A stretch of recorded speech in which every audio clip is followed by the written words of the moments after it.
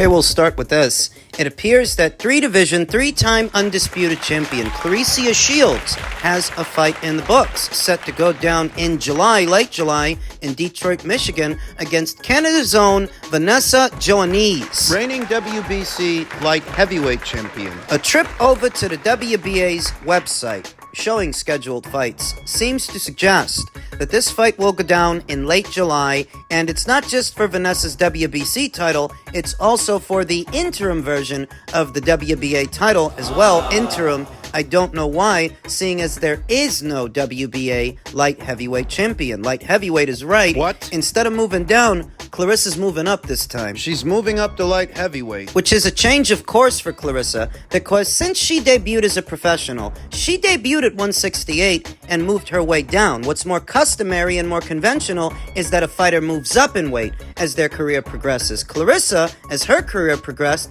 she moved down, started out at 68, then went to 60, then to 54, then back up to 60. Now she's going to 175. And as I've stated many times before, the talent pool in women's boxing gets more and more shallow the higher up you go. There are not that many girls campaigning at 168 or in this instance 175. You look at the WBA's rankings and they don't even have 10 contenders in their top 10 or top 15. They don't have 10 girls they can rank up there. Not even 10. Worldwide, BoxRec only has about 22 girls, a grand total of 22 girls registered that campaign in this division. That's it? That's all. There is no reigning WBA light heavyweight champion. There is no reigning WBO light heavyweight champion. There are two champions at this weight. One is Vanessa, who Clarissa's about to fight, and the other is Lonnie Daniels, IBF champion. But you see what I mean. These are not densely populated divisions. The talent pool is not that deep.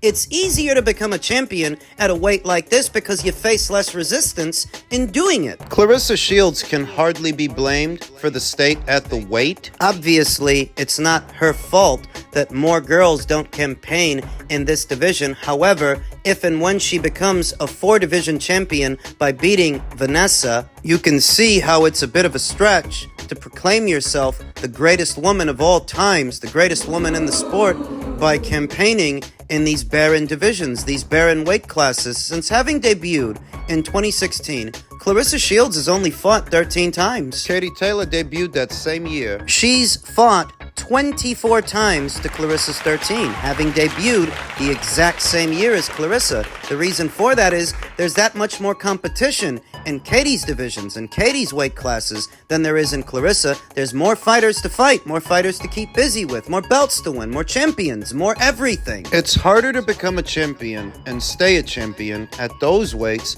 than it is at 154, 160, 168, or 175. It's a lot more difficult because there are that many more girls who want to fight you, whereas in a division like this one, 175, you're only talking about 22 girls, a grand total of 22 girls worldwide campaigning as light heavyweights. As stated, it's not Clarissa's fault, but it's a barren division. Thus, becoming a champion there isn't that big a conquest, but she is keeping busy, she is keeping active, and she can't be faulted for that. Vanessa is a champion at this weight. So at least she's keeping busy with a champion. She's doing what she can. At these weights, you wouldn't really favor anyone. At 154, 160, 168, or 175, you wouldn't give anyone decent odds against Claressa Shields, so she's definitely going to be the favorite going in. Vanessa will have never encountered someone as well schooled and decorated as Claressa, so Claressa's the logical choice, even at a new weight. Yeah. So the fight is set to go down in July in Detroit, Michigan, and we'll talk more about it. We'll give Vanessa a closer look to see what Claressa's up against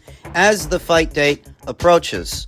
The two guys, well, the biggest puncher, I feel, at the 135 will probably be Gervonta Tank Davis.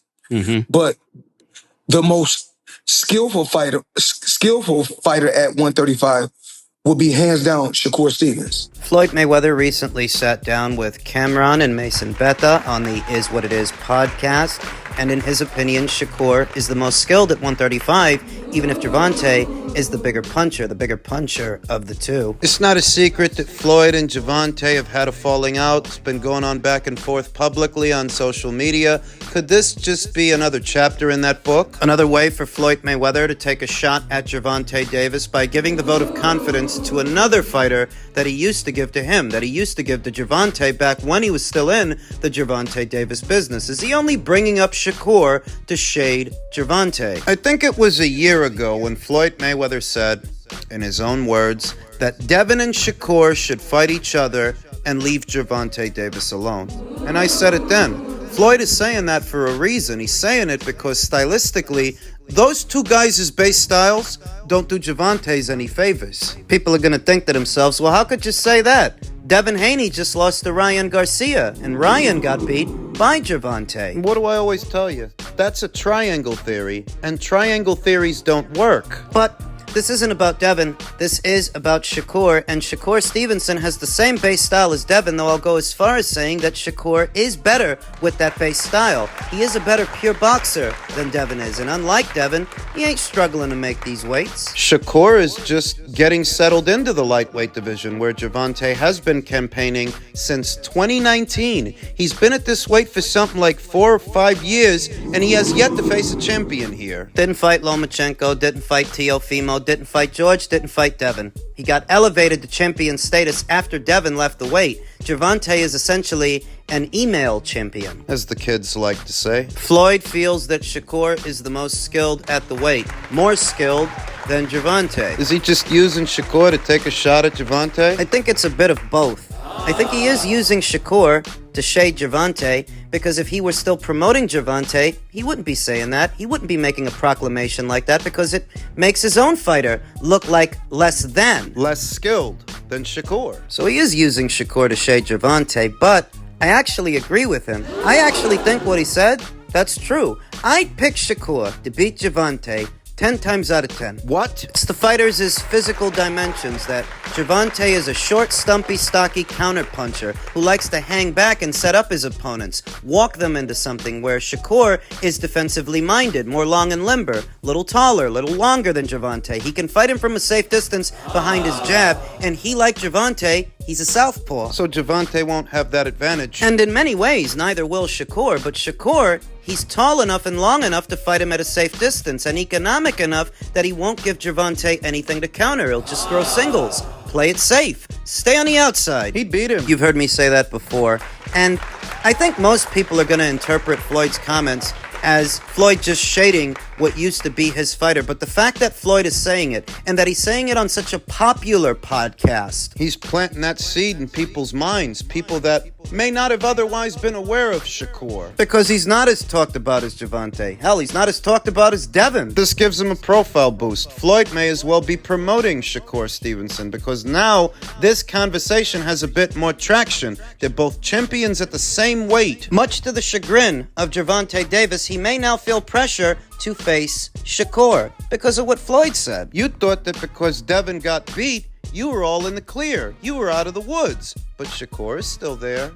Floyd also chimed in on Ryan Garcia's current situation, his anti-doping case, saying, "I just know I was always a clean fighter. I can't speak for anybody else. Do you know what's so crazy? I'm the one that started random blood and urine testing, and everybody had a problem with me bringing that to the table. Y'all should have done it the Floyd Mayweather way. Then we wouldn't be in this situation.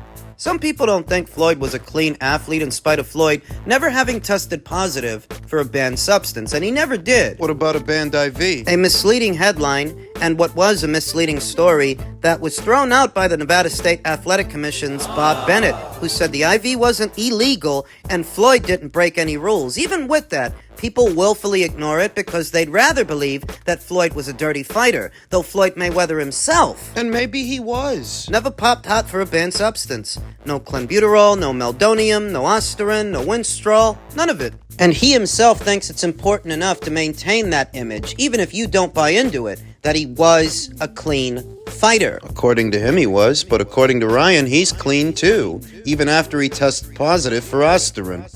Okay. Did you help Ryan or tell Ryan he should come in 3 pounds overweight?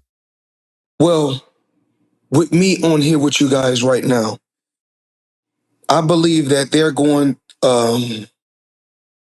with the New York Commission. There's huge problems with the WBC, the New York Commission, and certain things, you know, I can't speak on because I'll fuck around and get a lawsuit. So I have to be very, very careful with speaking about certain situations. Right.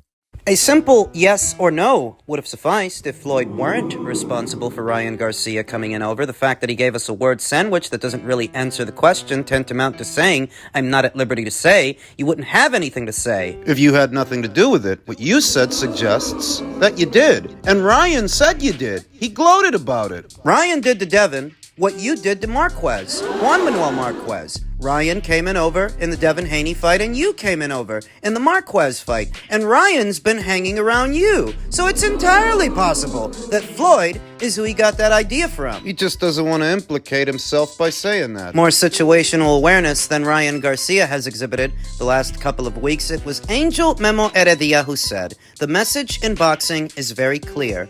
Be on PEDS, make fun of its rules, be a clown, break all the rules established by the organizations and testing protocols with a rewarding price of get a reward, so clearly message is cheating is okay. Basically. Ryan's supporters and what other fight fans out there are supporting Ryan throughout all of this as if he's somehow the victim when he's the one in the hot seat. And all they can do is parakeet some manufactured controversy about Devin Haney's rehydration weight as a result of that little documentary that's been making the rounds as of late. A gross bit of misinformation, as Devin Haney is not under threat of penalty. He's not under threat of being reprimanded or suspended for anything that he did. He didn't break any rules. But that's all people can bring up when you start talking about Ryan. When you start talking about Ryan, all people can say is that the amount that they found in his system, the amount of Osterin they found, couldn't have had a palpable effect the night of the fight. That there was no benefit because the amount was so small. However small it was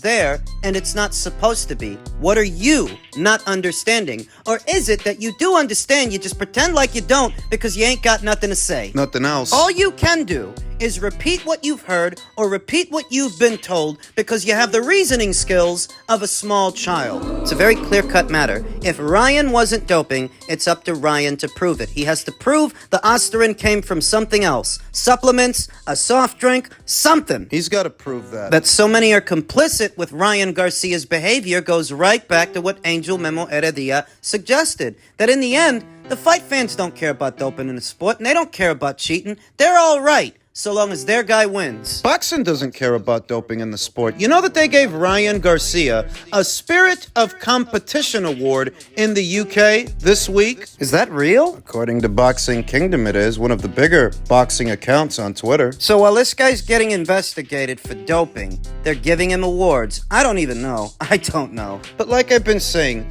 anti-doping case after anti-doping case involving so many different fighters for years now. It just seems to me like anti-doping cases in the sport of boxing are a joke. And anti-doping testing is a waste of money. Why bother?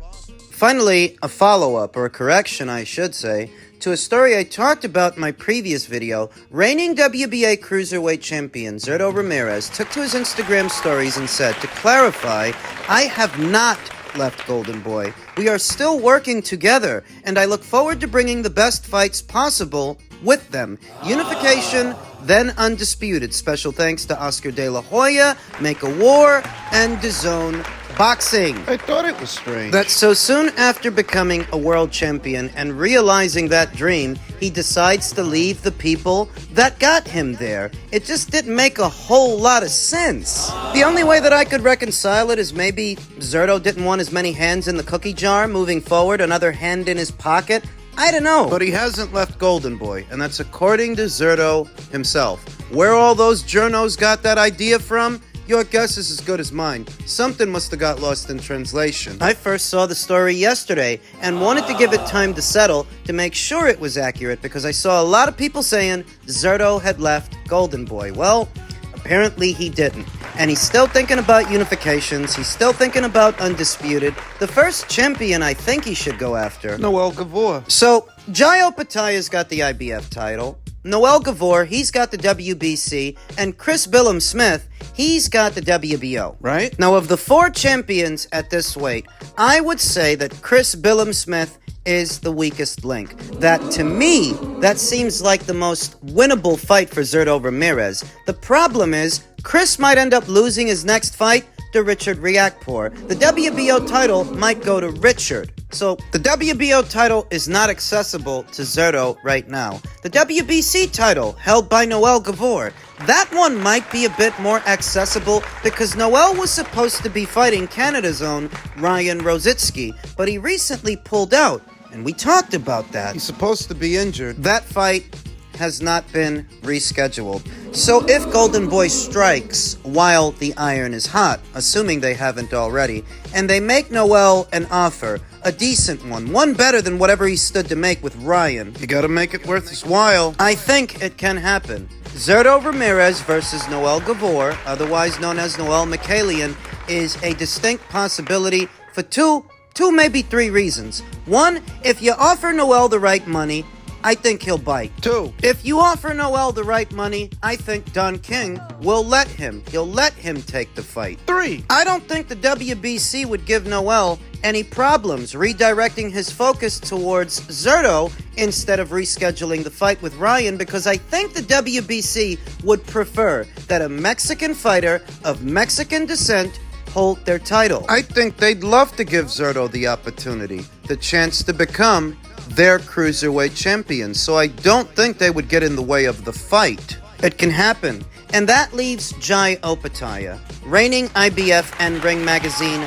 lineal cruiserweight champion. If Zurdo is smart, he'll save him for last. I don't think Zurdo wins that fight. If it were next, or after that, Jai Opetaya is the best in show at cruiserweight, and that is by and large the most dangerous fight for any cruiserweight aspiring to become a champion or one that already is. If Zurdo knows what's good for him, he'll save Jai for last. Yeah, Jai's not available anyway. He just fought. He just fought Mayweather for the second time, 2 weeks ago? On the undercard of Fury versus Usyk? I don't think he's available right now. And even if he is, I don't think Zurdo and Golden Boy are in any hurry to make that fight. So maybe we get Zurdo versus Mikhailian, otherwise known as Gavor. Maybe we get that instead.